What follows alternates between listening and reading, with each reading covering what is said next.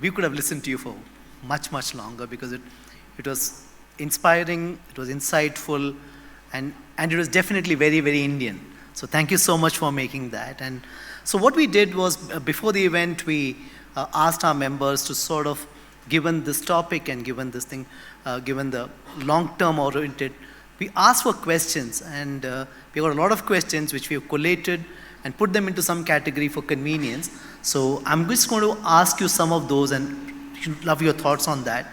I'll start with, we talked of the GDP and GDP growth. Clearly, we are all set on becoming the top 3. It is, as they say, I think the breaking into the first top 10 was difficult. The top 3 is inevitable, as they say. So we will make that in time. But the other thing which you talked about, the disparity part of it, should we also be starting to look at GDP per person? And how do we break into a certain targeted number in the world in that category? Because, like you rightly said, it's about uplifting everybody and empowering everybody. How would you like to think about it, ma'am? Indices are always indicative and very useful, no doubt. But for India, I'm not negating them. They can have their own place. But we have to be very clear-headed about attending to every settlement, every small pocket, not let them go by the thought that development will trickle down. Water has a tendency to flow where it is lower, and therefore it keeps flowing. But there are highlands which also require the water. How do you take the water there? And that is why I honestly admire the way in which PM has taken that into his head. And it's not just now, he's done it in Gujarat as well. Every state has some pockets, call them districts, now call them block if you want, which have been left there, not really as developed as the rest of the parts of the country, of that state. They were identified as aspirational districts. And okay, you said about 9 parameters in which they also will have to rise up to the level of the better parts of that state. So for instance, Karnataka would have a Chitradurga. It might have I forget one other district in the north, Raichur or Yadgir. These are districts which were not as developed as many other parts of the state. So did every state have districts which were not developed as much. After having identified them, PM held a meeting at the district collector level every month, saying what's happening on those parameters. Have you improved? Is your development happening now? So it is that kind of detailing which is required for taking development to every pocket. Today, having done 4-5 years of aspirational districts, it's now become aspirational blocks. So within that district, again, some blocks are left behind. Can we attend to them? So whether you look at GDP or whether you look at it at PPP, eventually you have to uplift every little pocket so that they don't become a drag on the economy. It is that approach which is going to suit India, but not just the numbers-based approach. Otherwise, you'll still be having good numbers based on very high growth centers, but the others would be left behind. We need to take that approach. Absolutely. This is another unique Indian way of looking at development, grassroots. But you also talked of resources, what we will need over the Amrit Kal and beyond. And in that context, one thing that I'm sure you've been asked many times, but we would again like to ask that, is on India's tax to GDP ratio. How do we want to think about it? How do we get that getting more to create resources that helps all the downtrodden? I can't give a very pleasant answer for this one. No, ma'am, we've known you to be honest, and that's what we love most about you. Because it's actually a question for which each one of us will have to provide an answer. How can it be that some of the best options on travel, best options on housing, best options of vacation with the family within the country. Each year happens, and let us say, such persons who are seen traveling, such persons who are spending a lot, good for them, I'm happy for them, are not even tax returnees. They don't even have an assessment returned every year. Now, can I just go sit in front of this person and say, why are you not paying tax? As it is, I remember in 2019, the first allegation which was thrown at me every week, every day, every month of 2019, was tax terrorism.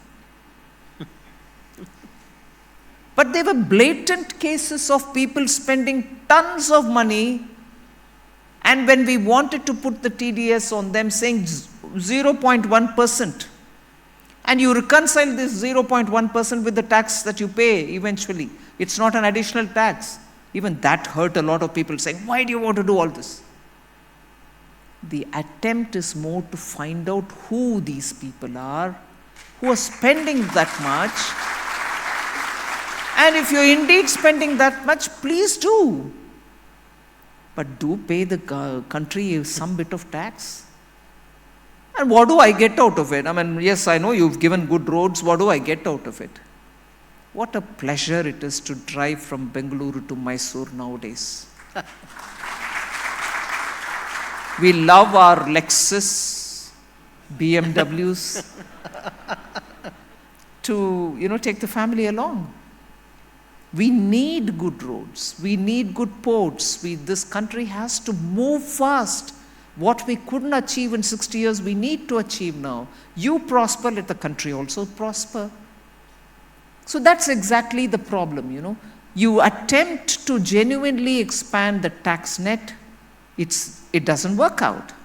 So you start being a bit more restrictive, use technologies to say, hey, you can't escape me, you are doing this. No, this is intrusive, you're getting into my private life. Please. You won't ask the same question in the United States. In fact, many of you, not you, I'm just saying everybody. Sorry. People have left out the social security money which they paid in the US. Haven't you all left? Many of you all have left and come. Totalization is a big issue. We are still negotiating with them to get the money back to you. You're not able to do a thing there. Come back home. No way, I'm not paying Government of India. These are the kind of attitudinal problems. I'm not suggesting that everyone suffers from it. But even those who have not crossed the shore of India but who go there for vacation feel that government should not be paid tax. Because I don't get anything out of it. Please, no, all of us will get something out of it. We need to, I understand that. You think, oh my God, this much tax? No, that much is no longer there. We brought it down. Go into the second track of income tax.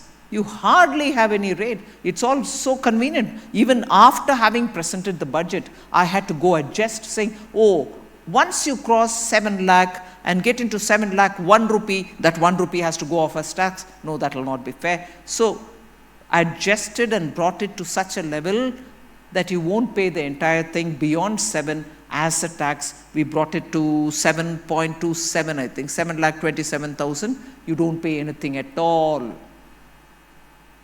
Go into the second strand. But if you want to remain in the first strand and also keep saying, why don't you bring those exemptions here?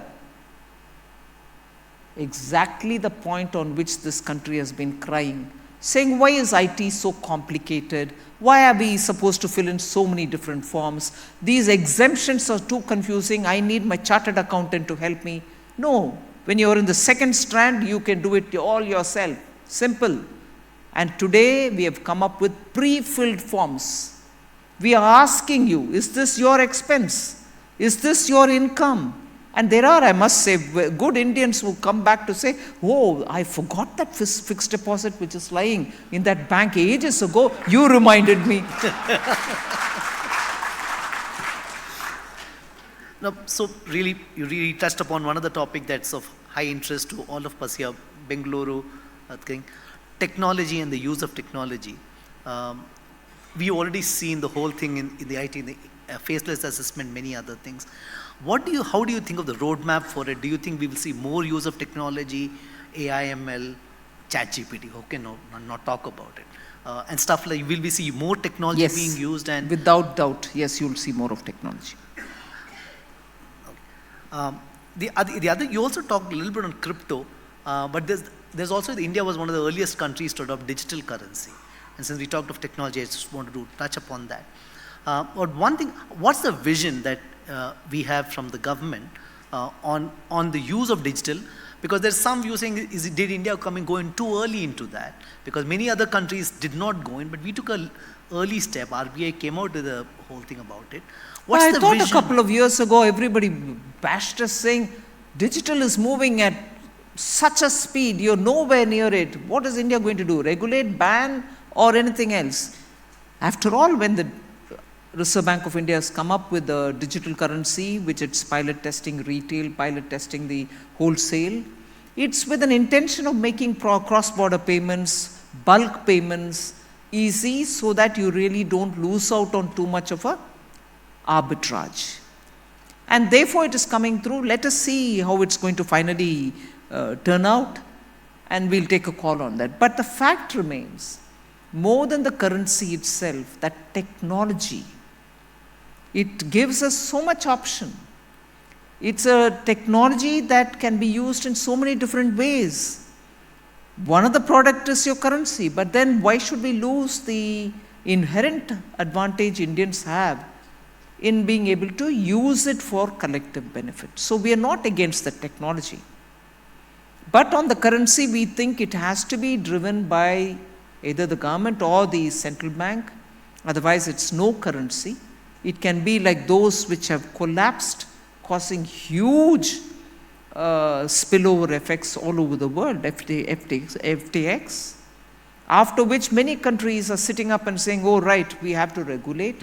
Till then it was all left for free for everyone to play havoc. So it is an area which is developing. We shall go along.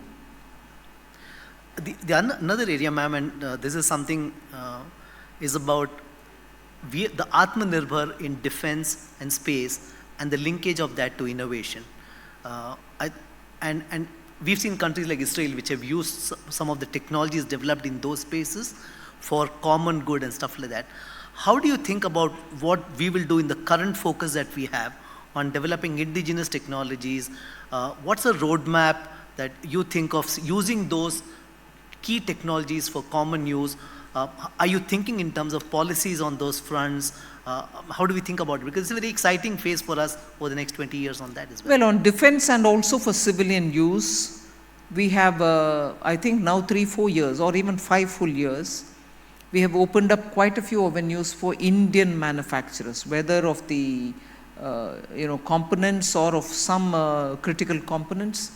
If there are, in a rare case, the original equipment manufacturer themselves, we are giving them priority. We are making sure that defense does not procure items from outside, that which is produced in India. And in that we have also said you don't need prior experience, prior having served a government or some big company. Within that there are also segments reserved for the small and medium entrepreneurs. The roadmap is better answered by the defense, but the roadmap is that we should not depend on imported defense equipments. Quality-wise, if we are able to produce it and the strategic requirements can be met by it, we would prefer Indian. But if the services do need 1 or 2 exceptional, strategically critical equipments from outside, obviously we will not compromise on the security of the country. So they will get that as well. So the roadmap is to become more and more dependent on your own rather than completely dependent, like we were a couple of decades ago, completely dependent on the USSR at that time. We need to diversify our defense equipments. We need to take it from different parts of the world, and which is what we are doing. And I can clearly tell you 10 years before 2014, not a procurement was made. They can still come back to say, no, that's wrong, we've procured this, we've procured that. But end of the day, bulletproof jackets were not available. You think this country can't produce? Bulletproof jackets were not available for our soldiers. We had to procure it from somewhere, but even that somewhere we didn't procure from. End of the day, I remember, even at the stage where I entered that ministry, our soldiers did not have adequate bulletproof jackets. And what are we expecting them to do at the borders? There were not enough ammunition for our guns. So, if you've lost some period and we are making up for it, we'll certainly have to import. But in the meanwhile, if you've built capabilities for being able to produce it ourselves, you're far more secure in terms of, today, for instance, in Amethi, we have a gun factory in which we produce AK-203s, which is an advanced version of AK-47. And those guns are now being supplied to the Indian Armed Forces, supplied to the Central Armed Police Force, CAPF as we call it. Is this something which we are doing a favor for them? They needed it. They needed it long time back. But it had to take that kind of an intense negotiation, get it done, make them produce within a deadline. Otherwise, it was all going to come down as knock down AKs, you assemble it. That would have been easy. But now we are manufacturing it in India. Is it not better for you? You will still say, why should it be an AK? It can be an Indian, rifle, for which encouragement is being given, and we'll reach that stage. And opening that, some of those because the entire venture capital and the startup industry in countries like Israel came from that. How do you think about opening some of those at some stages? Actually, defense is open. For equipment which the armed forces need, it's open. Space is open. Atomic energy is open. There is no one area in India today which is not open for private sector. That was the public sector enterprises policy which we announced in 2021 budget. Sure. You talked of the collapse of the multilateral system, and clearly in this multipolar world today, the bilateral and local groups like G20, etc., gaining importance. And in this context, we have heard so much about FTAs that India has signed up. However, the actual signing has been only with a few countries. The discussions have been on with them. So can we expect that over the next few years, we will see more FTAs coming up and some of them will get to fruition? The Commerce Minister is really intensely working on FTAs. It was good that we were able to sign with Australia, with UAE. More are to come. But equally, for the existing FTAs, the terms and conditions have been so badly negotiated. The language used in these are also very loose. Some of the FTAs our Indian exporters are not able to benefit from. They are not able to get anything out of it. Whereas, of course, the other side gets all the benefit, and that is why our trade deficit with those countries with whom we've had an FTA is still not in our favor. So they have to have some kind of a renegotiation, if I can use that word.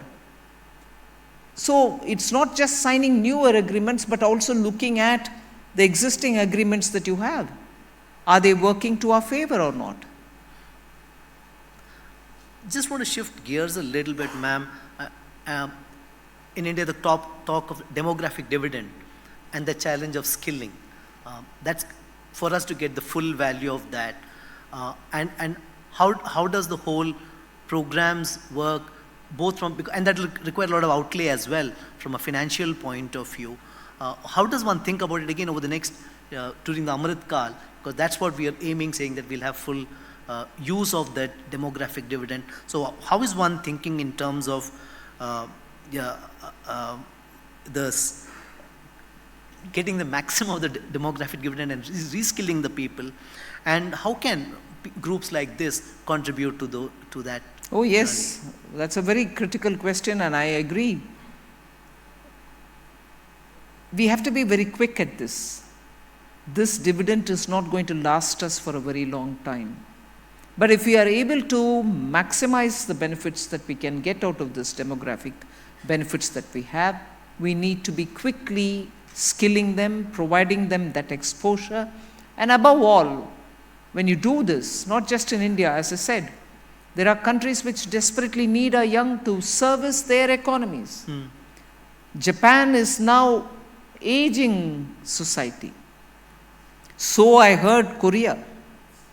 There are very many more European countries which are also like that. And strictly not always is migration entertained. You know, professionals moving from one country to another. That's another feature of an FTA, where they don't recognize the so-called mode 4. Manpower moving from one area to another. I distinctly remember the FTA with Singapore had promised us that a certain number of qualified personnel will be allowed to go into Singapore. All the 5 years, the first 5 years after the agreement, it was not fulfilled. We asked them, but it is a promise given in the FTA, you've agreed to it. They said, no, Singapore is a small country. If we entertain 5,000, 6,000 people from one just India, it will really create a lot of political problems. But that's how an agreement is not getting implemented. Then again it was taken up for discussion. They made some amendments. It's not as if they are intransigent. But these are the ways in which many of those which you think are important for India doesn't happen at all. But today, with the aging populations and with also the way in which technology is driving societies, and for them to benefit from people who can work with technologies to serve them, there is an immense possibility for India to have people being here and servicing, people going out and servicing them. But we need skills for it. You may be generating a lot of doctors and a lot of engineers and a lot of chartered accountants, lawyers or anybody else, health workers, paramedics. But unless they have those skills which are so required, even in India we find them, when they get out of colleges, you're still not able to employ them unless you train them for another 6-7 months. Who would want to give that additional investment for training each one of the guys? So we need to ramp up on making education a lot more, resulting in employable youth. So the new education policy brings that element to education institutions to say, make your education employable. Give language skills. Give that skill with which they are able to transfer what they've learned to application. So in this, the new education policy is something which will have to get ingrained in institutions. But before that, I have the MLA from Coimbatore just being with me today, but I will tell her and I will thank her. The Codicia there, which is an association of Coimbatore small-scale industries and units which come under them, readily came forward 4-5 years ago to say, look, we know, our units know the kind of skills we need. We'll train them. Let them be class 10 pass out, class 12 pass out, or a complete engineer. We'll train them for the requirements we have. Will government support us? And we supported them. They trained them. And they train not just that many that they require. So suppose they train 100 people, 30 they may recruit, the rest 70 are out there in the market with skills, employable skills, and most of them find jobs either within the neighborhood or anywhere else. So the industry will have to come forward. Government can always sit and say, right, I'm training 500 people, and government being government will all train the 500 for lathe work, or if they are women, for stitching and ready-made garments. today's industry has its own peculiar and unique needs. At a time when all of you all are resetting yourselves, you need IT-driven skills, Web3 related skills. And unless you come out with a formulation of how to do it and the government holds your hand, we are not going to be able to do it speedily. That speedily which I told you right at the beginning, to immediately gain advantage of the demographic dividend, we need to do it so that in the 25 years, we benefit and also we train them. Language skills is one other thing. In Korea, the one thing which I heard everyone, inclusive of the Deputy Prime Minister, tell me, that we need people, skilled people. But Korean society is something which all of you all know is very Korean language driven. How many of our youth can speak? We love the K-pop, we go and spend a lot of time buying things, Korean things, and I know there are pockets within India. Chennai, for instance, there is a street which is full of Korean shops. We are ready to absorb all this. But if only we absorb the language, we'll be ready to serve the world. So skills of this order is so required. Sure, ma'am. The other thing is that this is one government that has been very clear saying that they have no business to be in business. But how do you look at loss-making PSUs? We saw decisive action on Air India. It took a while, but it finally got done. But we still have a lot of drag on that. How are you thinking about it? No, the policy is very clear. Government should not be in the business of business. And the list of cabinet approved PSUs which have to be disinvested, we will go ahead with it. Yes, the pace can be even better. But it's not just loss-making. Loss-making PSUs and some doing well PSUs also may be areas in which the government cannot any further contribute, not just money, but also expertise, get the professionals in. When professionals come in, they have to be given market rate. So if you have a set of professionals who are paid government rate versus set of professionals who have to come with market rate, but come on, who's going to take the risk of saying, no, I want this man? Now, can I say Nilesh is so good in dealing with market situation, let him come and sit as a whoever in the finance ministry, but I will pay him this much more than my finance secretary. You think I'll survive? Impossible.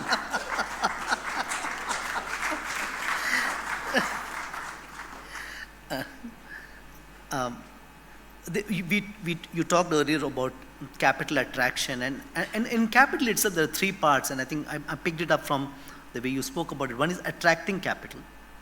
Second is capital formation within the country, the savings and harnessing that savings.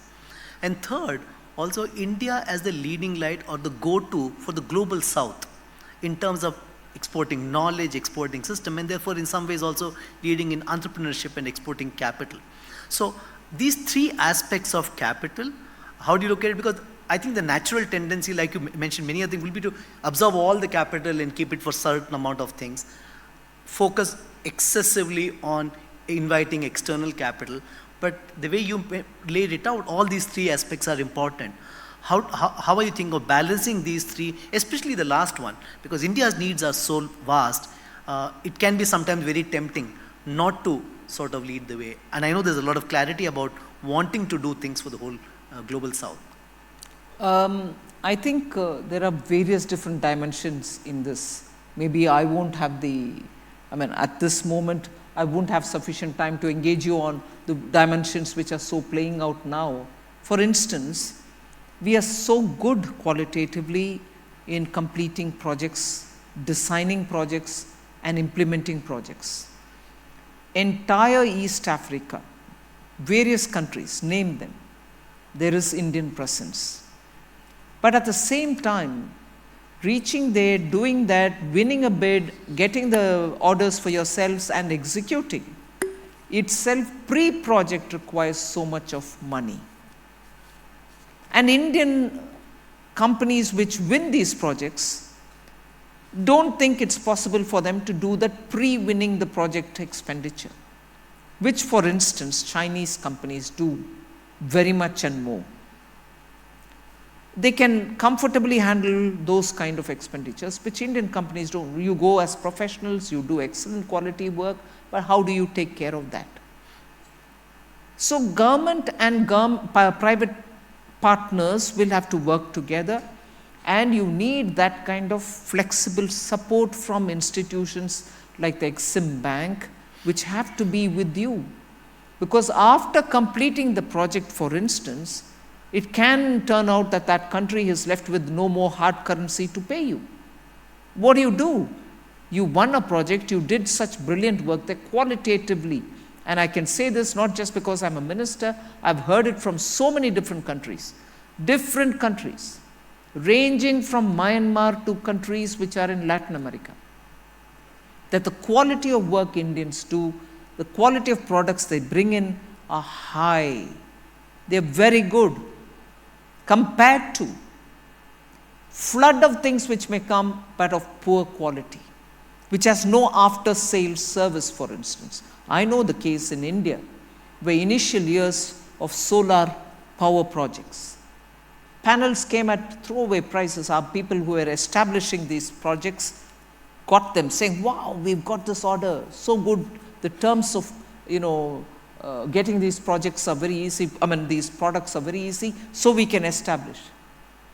There was no after sales service.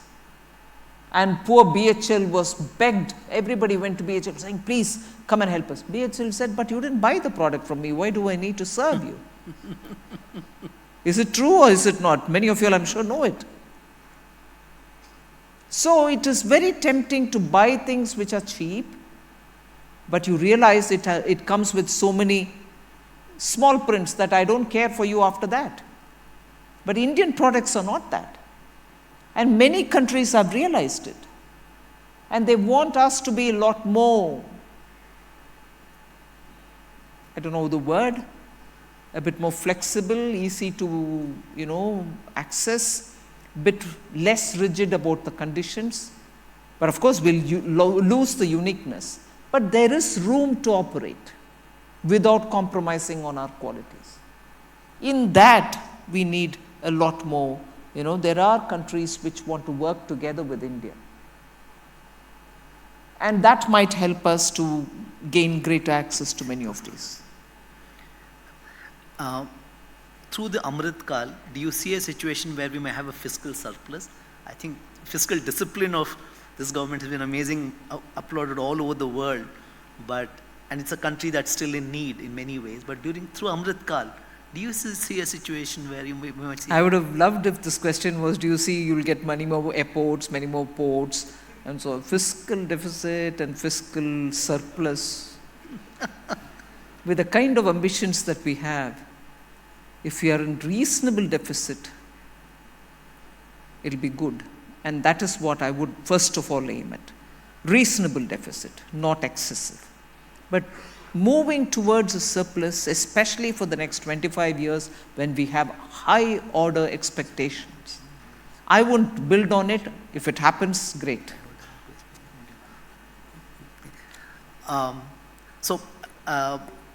This has been extremely very useful, but I do want to use this opportunity.